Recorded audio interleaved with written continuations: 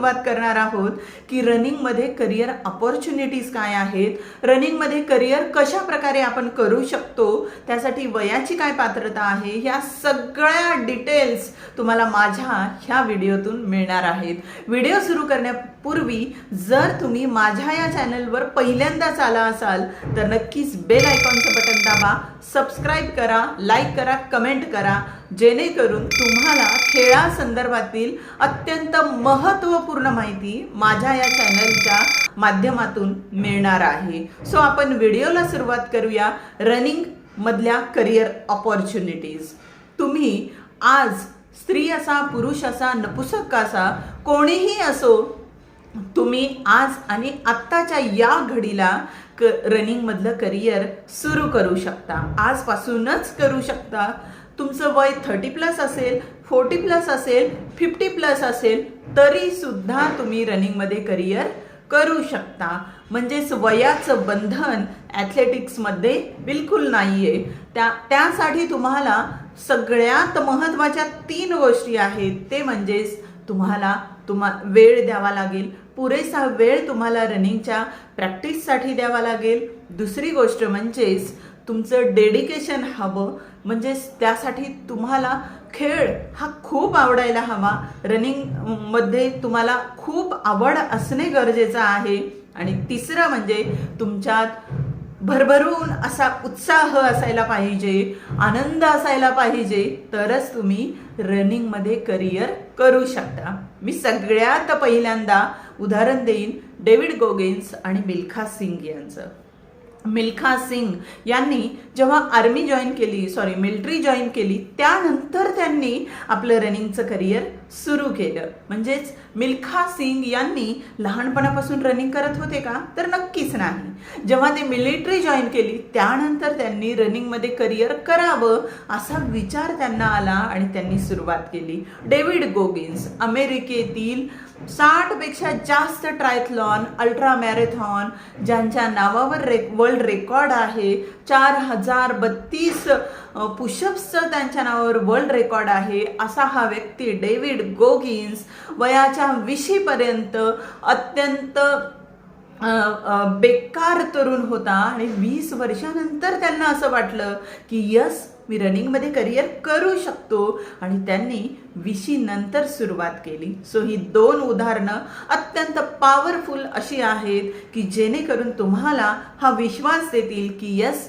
मी कोणत्याही वयामध्ये रनिंग करू शकते. सो मी माझं स्वतःचं उदाहरण देते. मी 35+ नंतर मी माझं रनिंगचं करिअर सुरू केलं. आज मी 12 पेक्षा जास्त मॅरेथॉन धावलेली आहे. त्यामध्ये 10 किलोमीटर आणि 21 किलोमीटर मॅरेथॉनचा समावेश आहे. माझं पुढचं ड्रीम आहे की 42 किलोमीटरची फुल मॅरेथॉन मला धावायची आहे. सो तुम्ही रनिंगमध्ये करिअर कधीही करू शकता. त्यासाठी तुम्हाला 2-3 काळजी घ्याव्या लागतील.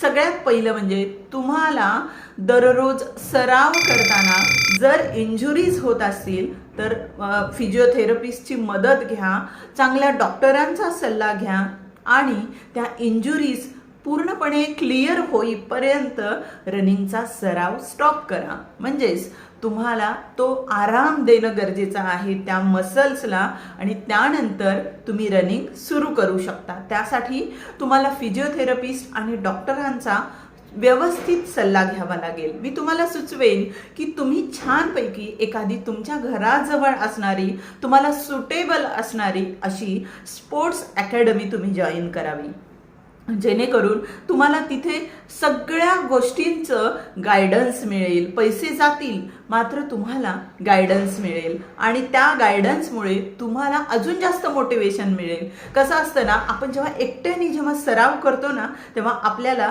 इतकं जास्त मोटिवेशन मिळत नाही किंवा आपल्याला इतके जास्त आयडियाज काही गोष्टींमध्ये क्लिअर होत नाहीत. त्यासाठी तुम्हाला काही सोबती पाहिजे असतात, फ्रेंड सर्कल पाहिजे असतं आणि काही गुरु सुद्धा पाहिजे असतात. त्यामुळे तुम्ही एक अकॅडमी छान प्रकारे जॉईन करा, जेणेकरून तुम्हाला ह्या सगळ्या गोष्टी तिथं अवेलेबल होतील. तिसरी गोष्ट म्हणजे तुम्हाला डाएट प्लॅन व्यवस्थित ठेवावा लागेल. No junk foods. तुमचा डाएट प्लॅनसाठी तुम्ही एखाद्या न्यूट्रिशन्सचा सल्ला घ्या. आणि त्याप्रमाणे तुम्ही दररोज न्यूट्रिशन्स तुमच्या दैनंदिनीमध्ये वापरा. सगळ्यात महत्त्वाचं म्हणजे तुम्ही 40+ किंवा 35+ असाल तर दर महिन्याला तुमचं फिजिकल चेकअप व्यवस्थित करून घ्या. होल फिजिकल चेकअप करा, जेणेकरून तुम्हाला जर काही इंजुरीज असेल, काही इश्यू असेल फिजिकली, तर तो तुमचा हळूहळू क्लिअर होईल. ह्या गोष्टी तुम्ही नक्की करायला सुरुवात करा. तर आता आपण पाहूया रनिंगमध्ये काय काय करिअर ऑपॉर्च्युनिटीज आहेत. सगळ्यात पहिल्यांदा मी तुम्हाला सांगेन की तुम्ही ॲज अ ॲथलेट ट्रेनर म्हणून तुम्ही जॉब करू शकता. कारण की रनिंग हा प्रत्येक खेळाचा मूळ गाभा आहे. रनिंग पासूनच आपलं वॉर्मअप सुरू होतं. रनिंग पासूनच प्रत्येक खेळाचं बॉडी वॉर्म करायला सुरुवात होते. त्यामुळे तुम्ही ॲथलेट ट्रेनर म्हणून जाऊ शकता, ट्रॅक ट्रेनर म्हणून जाऊ शकता. ट्रॅक जे रनर असतात त्यांच्यासाठी तुम्ही कोचिंग देऊ शकता.